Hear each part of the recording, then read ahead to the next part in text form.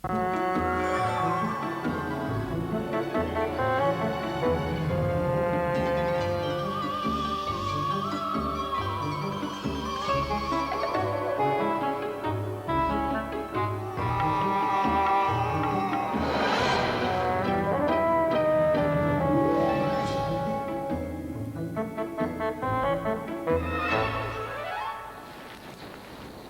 welcome to the Bookworm. This week we're in Wales to find out why King Arthur is no longer a knight in shining armour. Why is Bernard Cornwall making a fortune proving that chivalry is dead? Also today, Britain's best chefs serve up their cookery book selection for Christmas. The single most important thing in a cookbook is accuracy. There's no point in people buying the book, poring over it, buying the ingredients, and then the damn thing doesn't work. I think probably there are far too many cookery books, and not all of them are done professionally. I think too many chefs write these posy books that sit on a coffee table and that's where they stay. From Top of the Pops to Intensive Care, Everything But the Girls' Ben Watt talks about his book Patient. I felt writing the book was just a bigger extension of what I've always done before. I just had 50 or 60,000 words to say it in, rather than 3 verses and a chorus.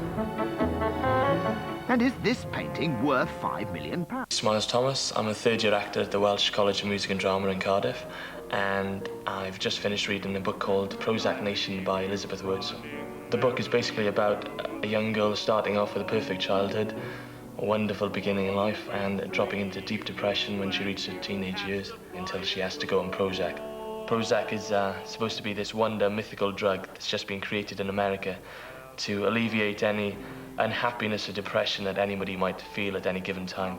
The book is very relevant to what I'm doing in college at the moment because I've just started rehearsing Camelot the musical, on which I play Lancelot, the perfect hero figure in the play, the romantic male lead who suddenly falls for Guinevere and all the world collapses around him. At the end of the book, the character of Elizabeth is still on Prozac. She's still depressed and nothing's really resolved. It's not the happy ending that everyone expects at the end of a novel. I'm quite glad I've read the book because it sort of gives me an opportunity to prepare myself for the situations I most probably will encounter with different people along the lines.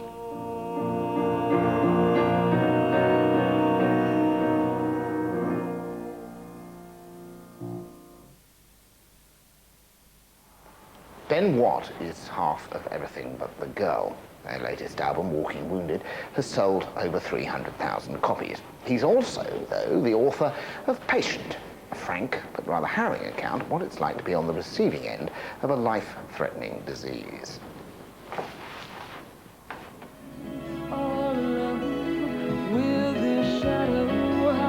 Ben Watt and his girlfriend Tracy Thorne started the band when they were at college in 1982. They've been together ever since.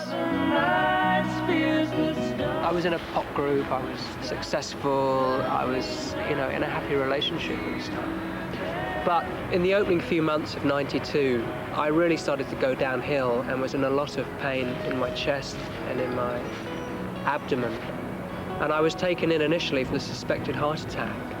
In the end, the pain in my abdomen was so intense, they had to call the surgeons in and literally cut me open and find out what was going on because they couldn't really work out what on earth was happening.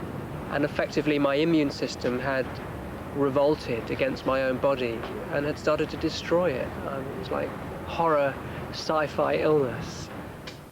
Heavily sedated, I'd been asleep for 4 whole days. Professor Wastel had cut me open as planned, but had seen something so bad at first he'd simply stapled me back together again and sent me up to intensive care to pause for thought. My small bowel had virtually rotted away inside me, and probably had been doing so for several days. Ben Watt was in hospital for 2.5 months and underwent 6 life-threatening operations. He survived, but for the rest of his life, he'll be restricted to a diet of lean meat, white fish, white rice, peeled potatoes, and beer. 4 years later, and 4 stone lighter, he feels that his brush with death has actually given him new understanding. I think that all of us, at some point in our life, do go through a big kind of life-changing experience which affects us, on a big emotional level. It doesn't have to be serious illness. It can be the death of a parent, or the breakup of a very serious relationship, or a marriage falling apart. And at some point in our life, we have to confront that, get over it, and then have a greater perspective on life. And I suppose that my hospital experience has just been that version of it, for me, if you like. And when I look out, you know, in the street and see people walking by, I don't think I'm special. I know more about life than you do.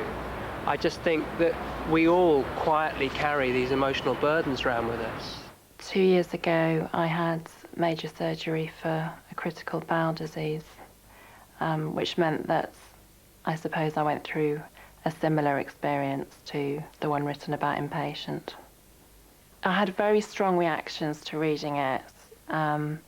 It was quite painful at times because it brought back a lot of feelings for me, which I haven't really thought about since my illness.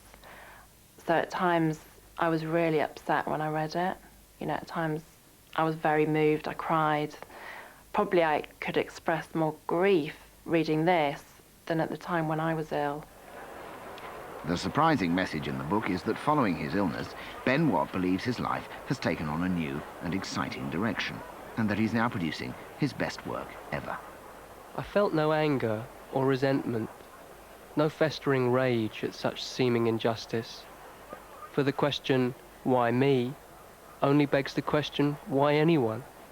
And the interior world I began to inhabit was not a landscape of fear, but one where a recognition of my frailty and mortality fed a kind of strength.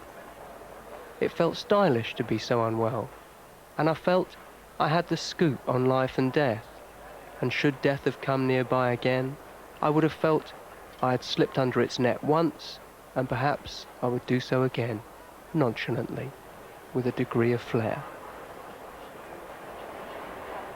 In the space of 2 or 3 years, I seem to have gone from death's door to one of the biggest records in America last year, which is what happened to us with the band, and it's like Hollywood.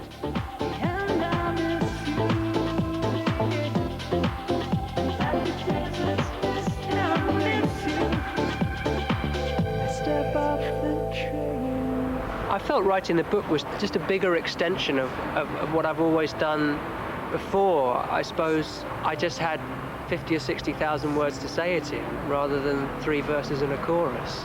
It's years since you've been there. I think everyone probably has a story to tell. I've just had a chance to tell mine. I got a space. You found some better place, and I miss you. Like the deserts miss the rain, and I miss you.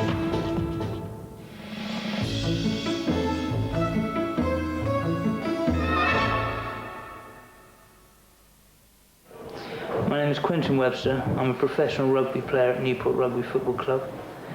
I'm presently reading Bread of Heaven, an autobiography by Ian Evans. Ian Evans came from West Wales with an individual dream that he wanted to play rugby for Wales. I have the same dream, and I feel that reading the book has helped to inspire me, to encourage me to train on those wet nights. I would recommend this book to anyone with a love of rugby. It's been a very interesting decade for Welsh rugby, with peaks and troughs never seen before. This has been mirrored by Ian's career himself. He's managed to rise to the top, and he worked hard to do so.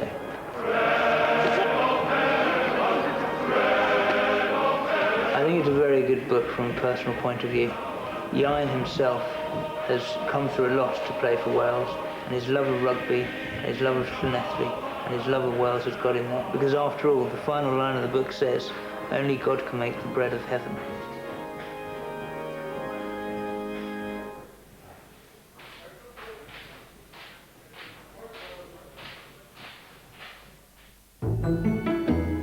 Who will win the coveted Bookworm Book of the Year? Our latest indications show a battle royal between Kate Atkinson, Nick Hornby, Nicholas Evans and Bill Bryson.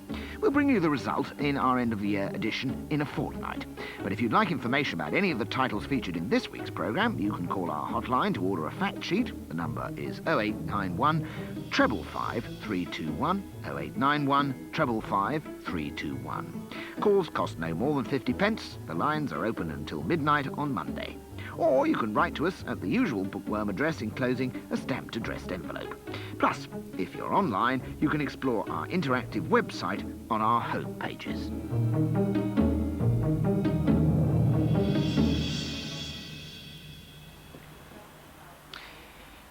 For the book trade, nothing is more redolent, of course, the spirit of Christmas, than a good cat book. Unless, of course, it's a cookery book.